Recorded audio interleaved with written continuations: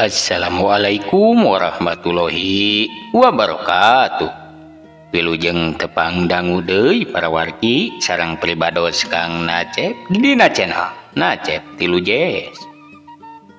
Kumaha para wargi dararamang atuh mugi nya sadayana sing aya dina kesehatan lahir sinareng batin. Amin amin ya Allah ya rabbal alamin. Urang sami-sami oge ngaduakeun kawargi urang, kerabat urang, sahabat urang, tetanggi urang sadayana kum di mana bae ayana. Mugi nya sadayana sing aya dina kasehatan lahir sinareng batin. Amin amin ya Allah ya rabbal alamin. Atuh cenah ayeuna teh anu nuju ngalap rezeki, anu nuju di perjalanan atanapi anu nuju damel ngaputnya tanapi sajabina anu sambil ngadanggukeun dongeng Sunda. Mugi atunya pidameleunana sing dibabarikeun, rezekina sing dilancarkeun, diberkahkeun, tur dilimpahkeun. Amin ya Allah ya rabbal alamin. Dina danget ieu pribados sejamang dongengkeun deui neraskeun hanca garapan dongeng Sunda anu kungsi katunda. Hapunten pisan para wargi pribados teh dina nya wanci-wanci ieu mah rinehna teh mung samingguan sakali ge teh kita datang terus kadang dinten Sabtuna kadang dinten Minggona nya ieu we teh mah sasalimpetan waktos teh geuning nya noong waktos lowong aya mah kasempetan ceterkeun mik.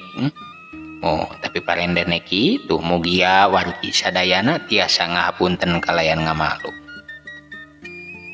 Kamari teh nembe dugi ka episode 37 nya. Ayeuna urang teraskeun ka episode 38. Insyaallah ieu teh dongeng si Onyel teh salerosna memanjang. Nanging gumargi nya kitu. Kadang pribados teh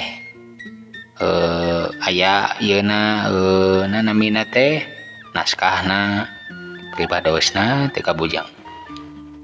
Aya pribadosna salse naskahna deui nya.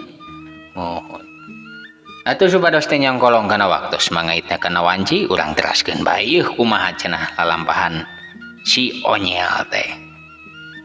Yuk urang sami-sami ngadangukeun para wargi wilujeng ngadangukeun.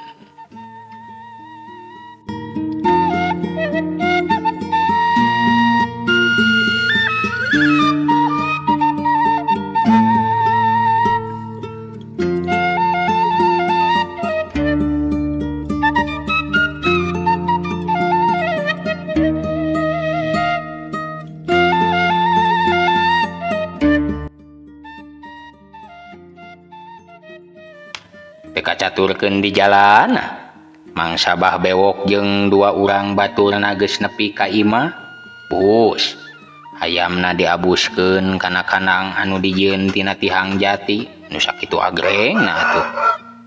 Ari si Komed mah harita teh si Roheng tuluy wae dibawa abus ka jero imah.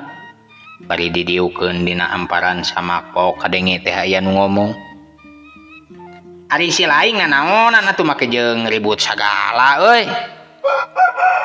Ceuk si Roheng ka si Komed. Cucungah teuing kumawani nonyok ka dewek atuh da. Tapi masalah cucungah ge si laing ngedok euy. Teu rumah saele aing mah. Dagoan isuk papageto dibales ku aing tah.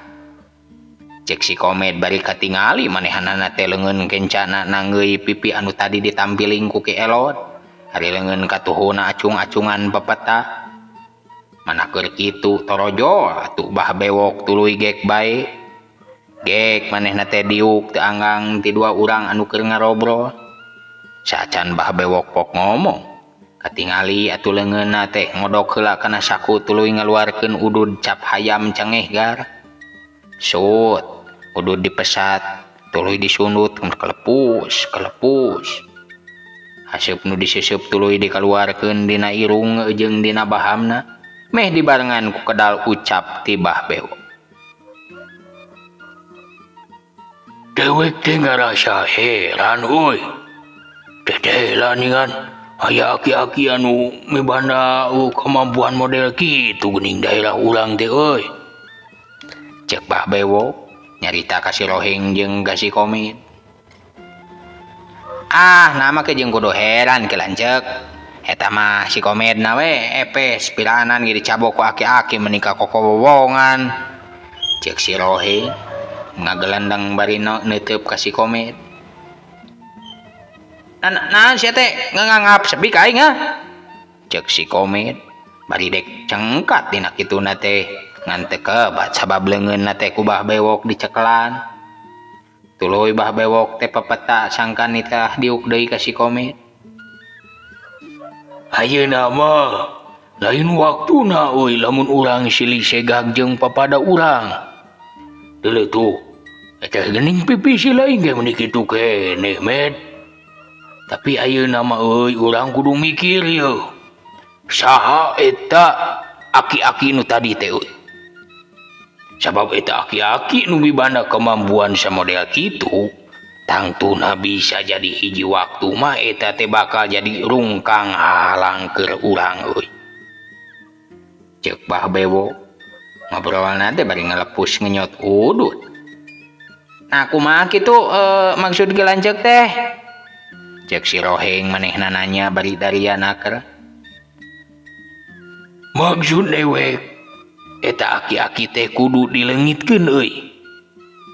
Dileungitkeun tina ieu dunya. Sabab bisi hiji waktu mangsa urang milambah pagawean urang heuh tangtuna eta teh aki-aki teh bakal jadi panghalang keur urang.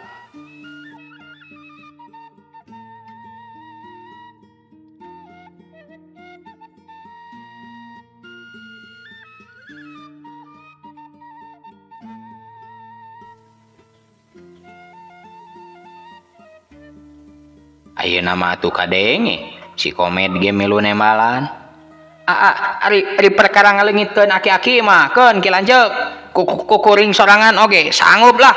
Ngan anu kuring heran mah. Nah make jeung kudu boga pikiran jalema kitu jadi panghalang keur pigawean urang. Asa kumaha tuh pipiraanan ge aki-aki rengkung. Jiga nu heueuh wae. Sangkilang ditampilin ge si laing memenikeun ka dek ngusak we. Cek si Rohing nyempad ke baturna. Ku anger si laing, naon sia? Ku anger mah si laing euy. Cek Bah Bewok ngagebes kadua urang. Ayeuna teh keur kaayaan nu lain heureuy euy. Lain heureuy ieu teh deuleu. Dewek keur mikir kumaha carana bisa ngaleungitkeun eta aki-aki ti alam dunya. Sababan pugu dalah dikumaha ge pagawean urang teh ku sabagian jalma mah dianggapna teh pagawean jahat. Tangtuna bae atuh kajahatan mah bakal boga musuhnya eta kabeneran euy. Pon kitu deui eta kabeneran teh cek batur mah ku dewek mah pan dianggapna teh laku jahat ka dewek sabab ngahalangan kana laku lambah dewek. Cek Bah Bewok nyaritakeun isi pikiranana. Atuh eta mah aya dua jalan ki lanceuk. Cek si Rohing bari seuli. Dua jalan kumaha maneheng? Jalan ka kebon palingan ge si eta mah ki lanceuk. Yes lain. Dua jalan nu dimaksud ku kuring mah nyaeta pikeun jalan kaluar tina kabingungna ki lanceuk. Cing. Sakumaha si lain teh? Geura caritakeun atuh sadara basna deuleu. Cing sok atuh kadon mere kapanasaran si laing mah. Cek si Komed milu nimrung kana carita. Ari kapentingan urang dina kajadian ieu teh nya kudu dibalakakeun ku rasa jeung rumasa ki lanceuk. Kuring dek mastikeun heula yeuh lamun kuring nyarita satara basna. Nah moal dikitu kieu kitu ku ki lanceuk. Jeung ku si laing Komed. Cek si Rohing bari melong kadua urang anu keur merhatikeun manehna mangsa nyarita. Atuh nu dipencerong ge harita meh ku kompak nyaluyuan yen moal rek mata kitu kieu ka si Rohing. Mangsa si Roheng nyarita satarabasna atugas kitu mah pok deui si Roheng nuluykeun caritaanana.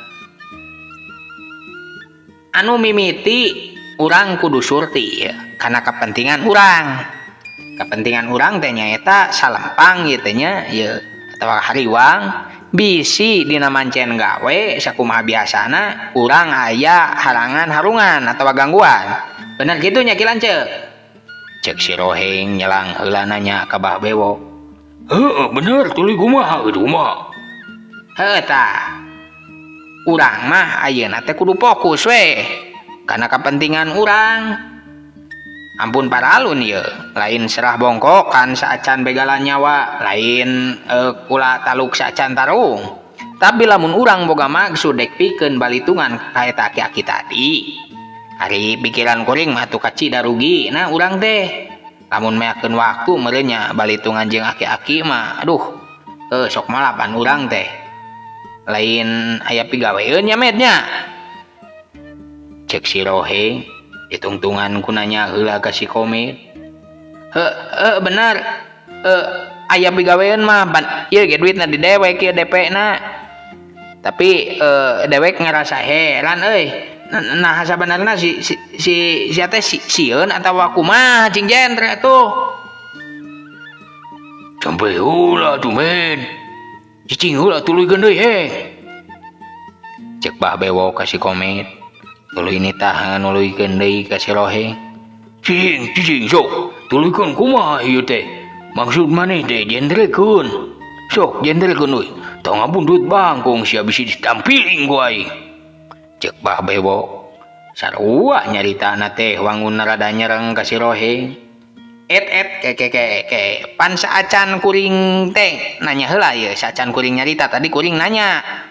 Bener teh, ya pikeun keamanan kuringnya. Pan nyaluyuan cenah moal dek kitu kieu. Madak sing tuntas atuh, sing jelas nyarita teh si laingna. Ku kuring dicaritakeun deui. Atuh ban tadi mah nyelang heula kuring teh. Kupananya supaya kuring teh dianggap ngadongeng. Da ari kuring mah ngabarabat nyarita sorangan malah laur jiga nugu ngadongeng ayeuna ieu pajarkeun keur ngadongeng cenah ke kuring teh Kilancek. Jadi ari maksud kuring mah nya rugi lah urang teh lamun balitungan ka eta aki-aki. Eta urang teh bakal meakeun tanaga pon kitu deui atuh waktu mah. Bari urang ge pan kudu boga rasa jeung rumasa. Jigana eta aki-aki teh deui biheung bisa dielehkeun ku sacara babari. Tah ku kituna daripada urang nambahan musuh Kilancek. Nah kumaha lamun urang teh nambahan wae baraya ye. Cek si Roheng menta tinimbangan ka Bah Bewo. Ger atuh harita Bah Bewo kadenge seuli mani bungah ka cida. Ade. Bener, uy. Ade sia teh pikiran deh. Halus, uy. Memang bener yo. Pemikiran polos si laing deh, ade, uy. Namun bisa urang nambahan balad, nyaeta bakal ngajak aki-aki. Tangtuna tuh urang teh bakal wijong jon mangsa ngalakukeun pagawean urang teh jah. Cek Bah Bewo katingali bunga. Ari si Komit mangkur mesem we. Sabab maneh nama boga keneh ka keheul kaki elod teh. Asana can puas rasa manehna lamun can bisa males pola ki elod nu nampiling manehna. Sedangkeun ayeuna bet asa ku aneh kacida atuh dumadakan lamun make jeung aya maksud edek babaladan jeung ki elod mah. Atuh pikeun si Komit mah ngabalukarkeun nafsu kapegung dina dadana.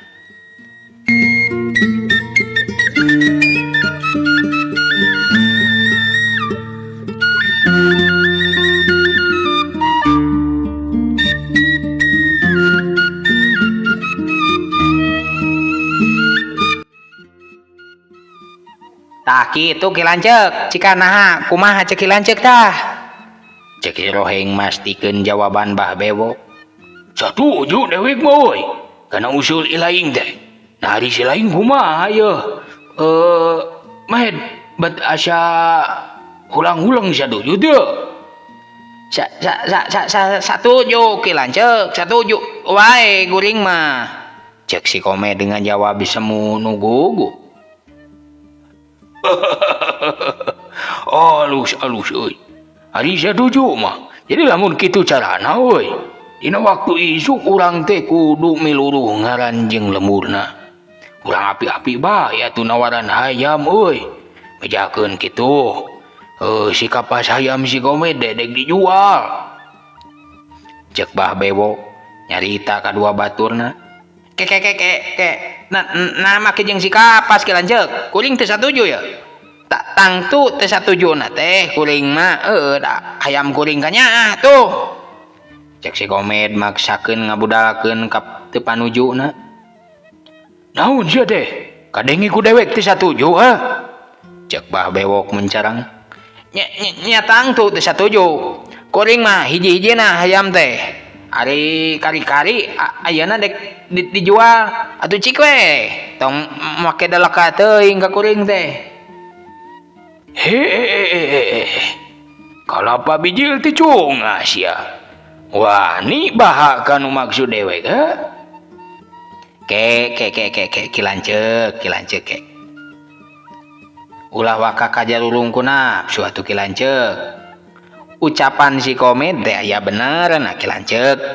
Si kapas mah pan keur mah hiji-hijina katambah warnana ge pan teu ungu. Hariwang we bisi eta si Aki teh teu kabitaeun. Mangkaning pan di sababaraha pakalangan mah hayam bodas teh dicarampi san cenah lamun diadukeun. Kumaha lamun hayam kilanceuk anu ngora da?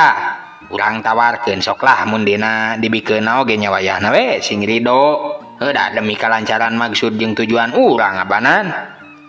Cek si Roheng, manehna bisa ngaleahkeun jeung mah paragana nafsuna Bah Bewo.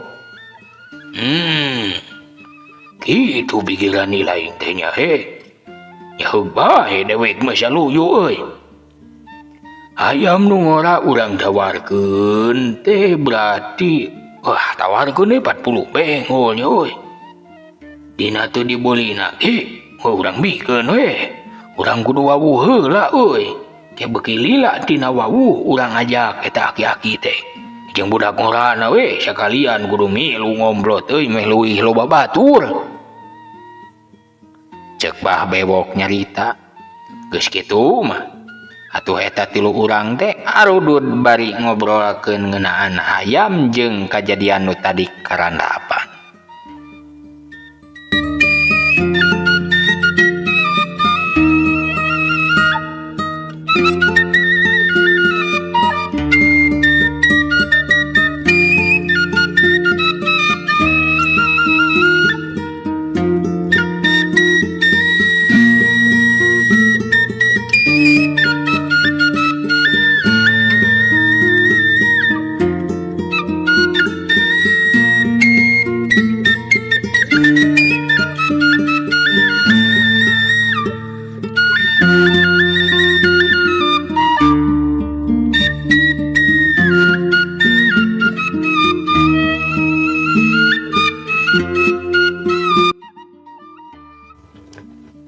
Ayeuna urang caturkeun deui di imah Ambu Odah.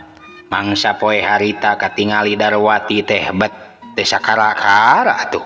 Sok malah manehna jeung Ambu Odah masa kumaha biasa we wayah kieu teh kadonutuan bangsal dina lisu. Hari bahunil si Onyel katut Mang Adul katingali geus rada leuheung meusan tina tatu atuh tiluanana oge. Ngadon ngariung we dariuk ditepas bari ngarobrol teu poho.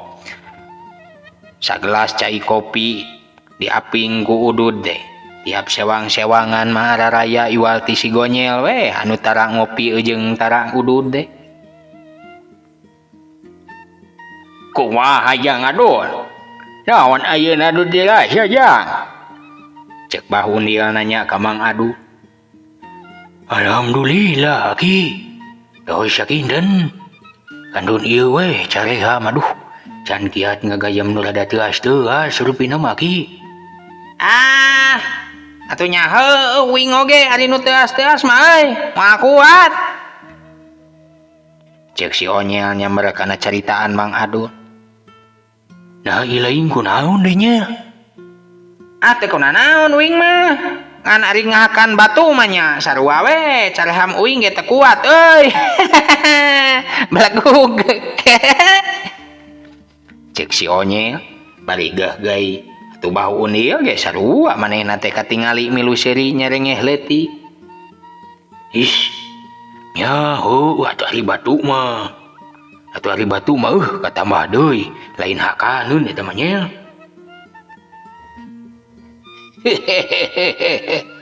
Wah gieu Jang Adul mah jalu can bisa ngagayem kadaharan anu teu asmeureun. Kitu nya Jang Adul. Cek bahu dia nanya ke Mang Adul. Sumohon Ki, kitu maksudna mah. Si eta mah da kamana we ngomongna teh sakacamblungna Ki. Atuh da eta mah engke we pok-pokan ku babak daun ki urat euy, dua boy ge cageul lah.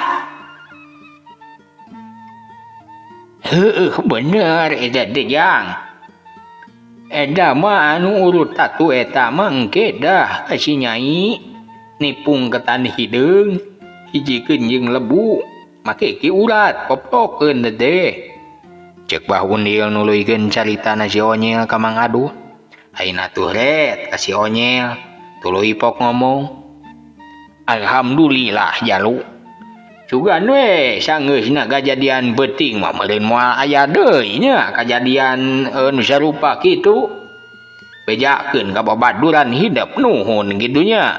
Geus suka andon bebe lah sasadna mah. Heeh Ki, kelah uing dibejakeun euy. Ngan tapi Ki, uing teh aya keneh ka hariwang mah. Sabab beuting teh si Ocol teh katingalina mah jiga anu keur tatuparana euy. Sok malah ngaleungit oge beuting teh betasa beda ti sasari. Beda ti sasari kumaha jalu? Cek bahu Nil wangun nu kaget. Jadi kieu Ki. Barabat. Si Onyel atuh nyaritakeun. Si Onyel nyaritakeun kajadian peuting ti mangsa si Ocol katingali tatu sanggeus mawa balik Mang Adul. Aturug-turug mangsa nyamperkeun deui ka jero imah mah. Basa Mang Adul keur nandangan kasakit alatan teluh. Si Ocol mah tuh kaayaanana teh meuni hampir les-lesan ka cida. Sanggeus si Ocol ngabejaan cara pikeun nunggulan ka eta kaayaan. Jirim si Ocol mah tuh les bae we ngiles. Leungitna tanpa lebih hilangna tanpa karana. Pudar ku kacaangan. Kadenge atuh harita si Onyel teh mungkas caritaanana. Tah kitu Ki caritana mah euy. Astagfirullahaladzim. Hutan kitu ningannya kajadian teh Jang. Duh, muga-muga we. Ulah kunanaon tah si Ocol teh nya. Heeh Ki euy, uing hariwang sebenarnya mah. Da biasana mah sok aya we. Remen manggihan, tapi ari sanggeus kajadian peuting mah duh. Can pisan emongan ya ieu teh. Malah tadi isuk-isuk oge. Ku uing teh nya digerowan dina hate, taya anggon emongan Ki euy. Cek si Onyel bari kaciri. Manehna teh ayeuna mah jigah nu sedih ku sabab waktosna seep. Euleuh. Seep para wargi. Cagatunya urang tunda dugi ka dieu heula. Insyaallah sanes waktos urang teraskeun deui. Insyaallah minggon payun lah. Minggon payun urang teraskeun deui kana episode salajengna. Sakitu bae anu tiasa kasangakeun ku pribados nanging sate acan amit mundur amit munggur pribados teh hilap nada dihapunten ka wargi sadayana tina kaluputan kalepatan pribados tina langkung saur bahe carek ti caletot omong ti soledatna basa oge atuh tina kakirangan sareng katetiasaan pribados mugia para wargi sadayana kersa ngamalu tong hilap oge nya para wargi like, komen, sareng di-subscribe. Sakitu bae anu tiasa kasangakeun. Wassalamualaikum warahmatullahi wabarakatuh.